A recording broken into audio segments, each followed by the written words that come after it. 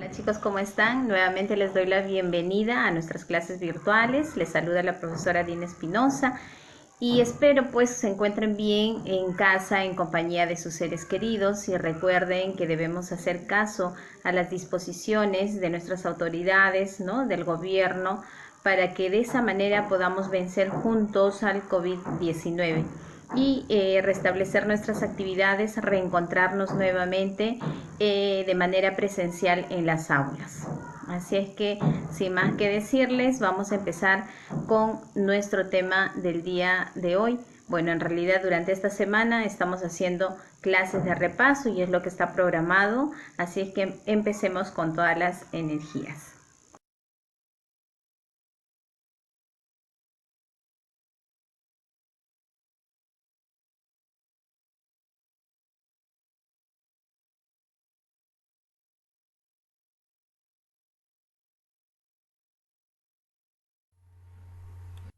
Bien, vamos a empezar con lo programado para el día de hoy.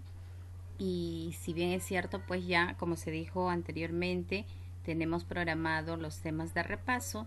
Dentro de ellos, los puntos a tratar el día de hoy son los glúcidos, lípidos y las proteínas. Muy bien, chicos, prestamos atención entonces. Bien, vamos a empezar hablando sobre las biomoléculas orgánicas. A quien hacemos referencia, los glúcidos, lípidos, proteínas y también tenemos a los ácidos nucleicos. Por ahora solo vamos a enfocarnos en los tres primeros. Empezamos entonces con los glúcidos. Definición: ¿qué son los glúcidos? Son compuestos ternarios que están conformados por carbono, hidrógeno y oxígeno. Por ello se denomina ternarios. Su fórmula química es CH2ON. Los glúcidos son solubles en agua y son conocidos como carbohidratos, hidratos de carbono o azúcares. ¿Por qué decimos que tienen origen en la fotosíntesis? Porque gracias a ella se forman los glúcidos, ¿cierto? Las plantas absorben el dióxido de carbono, sales minerales, agua y gracias al sol producen una reacción química y producto de ello obtenemos lo que es la glucosa. Y la glucosa es un glúcido. Funciones. Los glúcidos tienen función energética, comentábamos anteriormente, ya que por cada gramo que nosotros consumimos, nos aporta 4 kilocalorías de azúcares. Tenemos la función de reserva, muy importante, ¿verdad? Decíamos que en los animales se almacena como glucógeno y en las plantas se almacena como almidón. El glucógeno es almacenado ¿en dónde? Así es, en el hígado y en el músculo de los animales, y el almidón es almacenado en los vegetales. También presenta función estructural, así es, forman estructuras. Un tipo de glúcido es la celulosa, que se almacena en los vegetales, y otro tipo de glúcido es la quitina, que se encuentra almacenada en los hongos y en el esqueleto de los artrópodos. Así es, esa parte dura, quitinosa, es producto de ¿qué? Producto precisamente de un glúcido que se llama quitina. Bien, proseguimos ahora con la clasificación de los glúcidos. Vamos a hablar sobre los monosacáridos, los oligosacáridos y los polisacáridos. Los monosacáridos. Por su número de carbonos, los tenemos a las triosas, 3 carbonos. Ahí tenemos sus ejemplos. Las tetrosas de 4 carbonos, pentosas de 5 carbonos y hexosas de 6 carbonos. Ahora, por su grupo funcional, tenemos a las aldosas y a las cetosas. Dentro de las aldosas, gliceraldehído, eritrosa, ribosa, desoxirribosa, glucosa, ribulosa. Recuerda también que las aldosas presentan como grupo funcional al grupo aldehído y las cetosas presentan como grupo funcional al grupo cetona, ¿sí? Además, los monosacáridos también se clasifican por su estructura. Dentro de ella habíamos conversado anteriormente que presenta una estructura lineal y también presenta estructura cíclica.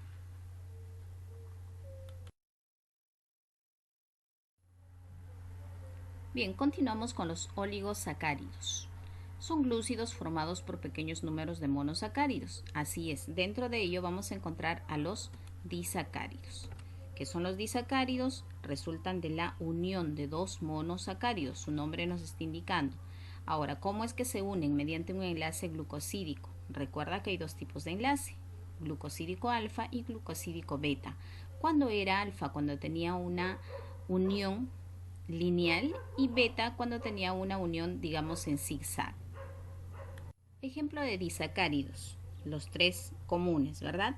La maltosa, por ejemplo, que está formado por una glucosa más otra glucosa. Luego tenemos una sacarosa, que está formado por una glucosa más una fructosa. Luego tenemos una lactosa, que está formado por una glucosa más una galactosa. Polisacáridos. Poli es muchos, ¿sí?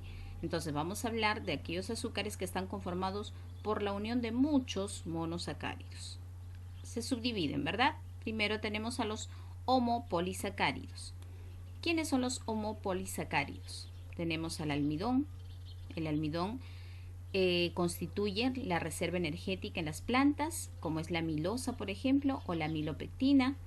Luego tenemos al glucógeno, que es la reserva energética de los animales. Otro polisacárido, la celulosa, que compone la pared celular, tanto en algas como en plantas. Y otro polisacárido, la quitina, ¿verdad? Que es un componente de la pared celular básicamente en los hongos, ¿sí? Y también habíamos hablado, digamos, por ejemplo, en los cangrejos, ¿no? Esa zona quitinosa, dura, está constituida precisamente por este tipo de polisacárido. Muy bien, luego tenemos a los heteropolisacáridos. Ahí vamos a mencionar al ácido hialurónico, por ejemplo, que está formado por una constitución química que se llama N-acetilglucosamina y ácido glucurónico. Esto lo encontramos en el humor vítreo del ojo o en el líquido sinovial, por ejemplo, en la rodilla, en los meniscos. Luego tenemos a otro heteropolisacárido, como es el sulfato de condroitina, formado por el dímero, químicamente hablando también, y el ácido sulfúrico, que se encuentra en la córnea o en los huesos. Luego tenemos a la pectina, formada por la glucosa, galactosa, arabinosa y ácido galacturónico, que se encuentra básicamente en las cianobacterias.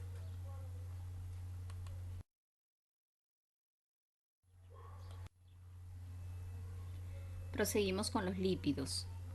Los lípidos también son biomoléculas orgánicas. Así es. Definición: son compuestos ternarios. ¿Por qué? Porque están conformados por carbono, hidrógeno y oxígeno. Recuerda que son insolubles en agua y solubles en solventes inorgánicos, como por ejemplo el éter o el cloroformo. Funciones: cumplen las siguientes funciones. Tenemos función energética porque nos proporcionan por cada gramo que consumimos 9,5 kilocalorías. Así es, prácticamente al doble de lo que nos proporcionan los glúcidos. Cumplen función de reserva. Así, por ejemplo, tenemos a los triglicéridos, lo almacenamos de esa manera, los lípidos. Cumplen función estructural, forman estructuras, como por ejemplo los fosfolípidos. Cumplen función termoaislante, por ejemplo, en la grasa parda. Cumplen función hormonal, por ejemplo, en las hormonas sexuales, y función electroaislante, por ejemplo, la mielina. Recuerda que la mielina es una estructura que pertenece a las neuronas. Muy bien, ¿cómo se clasifican? En lípidos simples, complejos y derivados. Muy bien, los lípidos simples. Tenemos aquí a los glicéridos. Son ésteres de ácido graso más glicerol. De esa manera se constituyen un ácido graso más glicerol. Dentro de los glicéridos encontramos a los ácidos grasos propiamente dicho. Son hidrocarburos que contienen el grupo carboxilo, saturado o insaturado. Cuando decimos saturados, recuerda, hablamos de las grasas que se encuentran en estado sólido. Por ejemplo, la manteca, la grasa animal, la margarina. Y cuando hablamos de insaturados, estamos hablando de las grasas que se encuentran en estado líquido. Por ejemplo, aceites vegetales, aceites de frutas secas. Luego tenemos a los triglicéridos.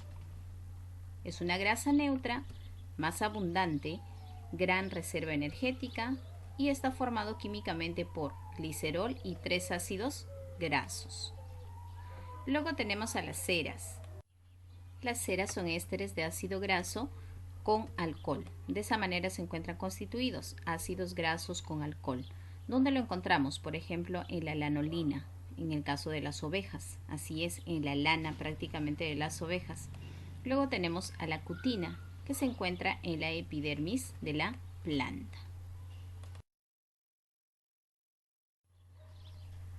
Continuamos con los lípidos complejos. Los lípidos complejos están constituidos por ácidos grasos, glicerol y otros componentes. Dentro de ello encontramos a los fosfolípidos. Es un diglicérido con grupo fosfato. Presentan extremo polar hidrófilo y también un resto neutro que se denomina hidrófobo. Tenemos a los glucolípidos. Poseen unidades cerámidas y carbohidratos. También son anfipáticas, ¿no? Actúan de manera ambigua, digamos así. Abundan en la membrana del sistema nervioso central. Por ejemplo, como cerebrósidos, gangliósidos y esfingolípidos. Aquí es esfingolípidos, ¿ya? Entonces esos son los glucolípidos. Luego tenemos a los lípidos derivados o isoprenoides. Por ejemplo, los esteroides. Contienen como núcleo al ciclopentano perhidrofenantreno, también químicamente hablando, ese es su nombre.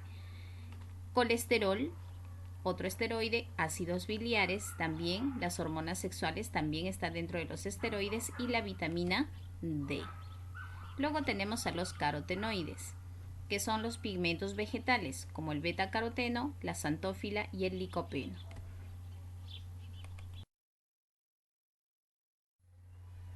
Las proteínas. Definición. Las proteínas son compuestos cuaternarios. ¿Por qué cuaternarios? Porque están conformados básicamente por 4 elementos químicos. ¿Cuáles son esos 4 elementos químicos? Carbono, hidrógeno, oxígeno y nitrógeno. Sin embargo, pueden poseer también en muchas ocasiones fósforo y azufre. Recuerda que las unidades básicas de las proteínas son los aminoácidos. Las proteínas están formados o unidos mediante un enlace llamado peptídico y poseen elevado peso molecular. ¿Cuáles son las funciones? Presentan función energética, nos proporcionan por gramo 4,3 kilocalorías, muy similar a la cantidad de los glúcidos. Función contráctil, se encuentra presente en los músculos cuando flexionamos, por ejemplo, la actina y la miosina. Función estructural, colágeno y queratina, ¿no? Presente en la piel, en el cabello. Cumplen función de defensa, como los anticuerpos que se encuentran dentro de nuestro organismo. También función hormonal, así como la insulina, la somatomedina. Función biocatalizadora, aquí actúan las enzimas catalizadoras. Función transportadora de hemoglobina, por ejemplo. Función almacenadora, como el caso de la ovoalbúmina en los huevos. Aminoácidos. Les había mencionado que los aminoácidos son las unidades básicas de las proteínas, o sea, gracias a los aminoácidos se forman las proteínas. Los aminoácidos son compuestos nitrogenados, así es. Y como son compuestos nitrogenados, su grupo amino es NH2. Aquí está el nitrógeno. Pero presentan también grupo carboxilo, ¿sí? Esta es la estructura o la simbología en este caso del grupo carboxilo. Presenta un radical R y presenta un hidrógeno. A ver, por acá tenemos una estructura, si no me equivoco, así es. De lo que estamos hablando, ¿no? Presenta un grupo. Esta es la estructura de un aminoácido. ¿De acuerdo? Esta es la estructura de un aminoácido. Tenemos un grupo amino, presenta un grupo carboxilo, aquí está el grupo carboxilo, presenta un grupo radical y presenta un hidrógeno. Todo esto viene a ser la estructura de un aminoácido. Ahora, los aminoácidos también se clasifican por su cadena lateral. Por su cadena lateral tenemos a los hidrofóbicos, hidroxilados, polares, azufrados, aromáticos y como los iminoácidos. Las proteínas también se clasifican por su forma. Tenemos a las fibrosas. ¿Cómo son las fibrosas? Son alargadas, resistentes e insolubles en agua. Por ejemplo, tenemos a la queratina y el colágeno. como les decía, ¿no? La queratina, por ejemplo, lo encontramos en el cabello, en las uñas, y el colágeno lo encontramos en la piel. ¿Qué tipo de proteína es esa? Es de tipo fibrosa. Luego tenemos a las globulares. Presentan torsiones, así es, se plegan, ya muy ordenados. Son solubles en agua. Por ejemplo, tenemos a la hemoglobina, tenemos la albúmina y tenemos a las enzimas. Ahora, por su grupo prostético, también se clasifica de esa manera. Tenemos a las simples, al ser hidrolizadas, ¿no? En este caso con agua, obviamente, producen solo aminoácidos simples. Por ejemplo, la albúmina, la elastina, colágenos e histonas. Luego tenemos a las conjugadas. Al ser hidrolizadas producen aminoácidos y sustancias no proteicas, por ejemplo la glucoproteína. Por ejemplo la lipoproteínas, o sea, ¿qué estamos hablando acá? Glucosa más proteína, lípidos más proteínas, esas son las conjugadas. Mientras que las simples no presentan precisamente esa característica. O puede ser también cromoproteínas, esas son las conjugadas. Por su estructura, ¿cómo se clasifican?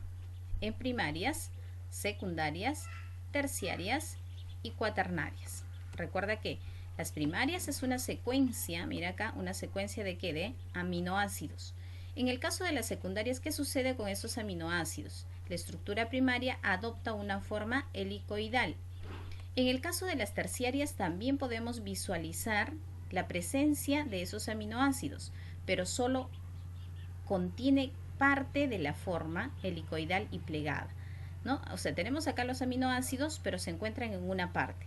Ahora, los terciarios contienen parte, de la forma helicoidal y plegada, adoptando ¿qué cosa? Un aspecto globular.